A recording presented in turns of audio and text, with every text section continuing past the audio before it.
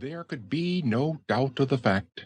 Princess Ozma, the lovely girl ruler of the fairyland of Oz, was lost.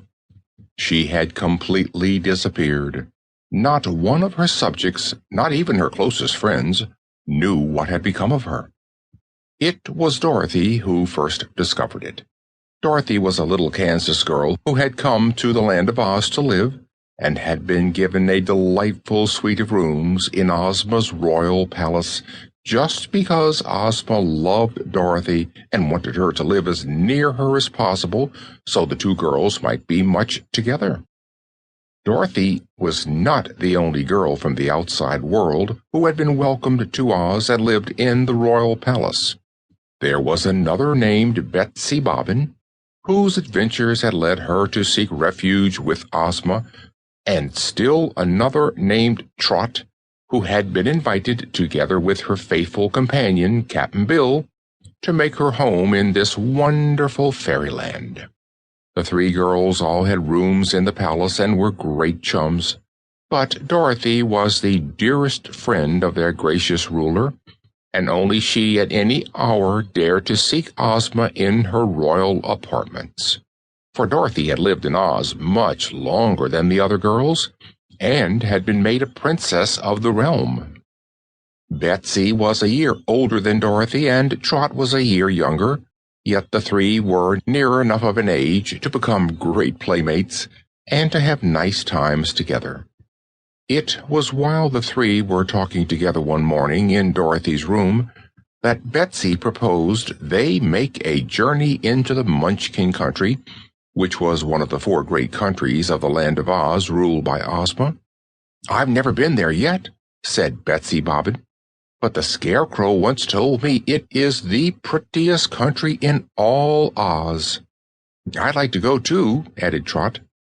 "All right," said Dorothy. "I'll go and ask Ozma.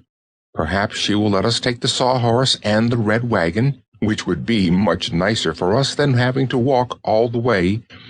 This land of Oz is a pretty big place when you get to all the edges of it." So she jumped up and went along the halls of the splendid palace until she came to the royal suite, which filled all the front of the second floor.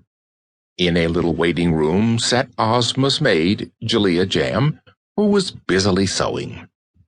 "Is Ozma up yet?" inquired Dorothy. "I don't know, my dear," replied Jellia. "I haven't heard a word from her this morning. She hasn't even called for her bath or her breakfast, and it is far past her usual time for them." "That's strange," exclaimed the little girl. "Yes," agreed the maid, "but of course no harm could have happened to her. No one can die or be killed in the land of Oz. And Ozma is herself a powerful fairy, and she has no enemies, so far as we know. Therefore, I am not at all worried about her, though I must admit her silence is unusual." "Perhaps," said Dorothy thoughtfully, "she has overslept, or she may be reading or working out some new sort of magic to do good to her people." "Any of these things may be true," replied Jellia Jam, "so I haven't dared disturb our royal mistress. You, however, are a privileged character, Princess, and I am sure that Ozma wouldn't mind at all if you went in to see her." "Of course not," said Dorothy, and opening the door of the outer chamber, she went in. All was still here. She walked into another room, which was Ozma's boudoir, and then, pushing back a heavy drapery richly broidered with threads of pure gold, the girl entered the sleeping room of the fairy ruler of Oz. The bed of ivory and gold was vacant. The room was vacant. Not a trace of Ozma was to be found. Very much surprised, yet still with no fear that anything had happened to her friend, Dorothy returned through the boudoir to the other rooms of the suite. She went into the music room, the library, the laboratory, the bath, the wardrobe.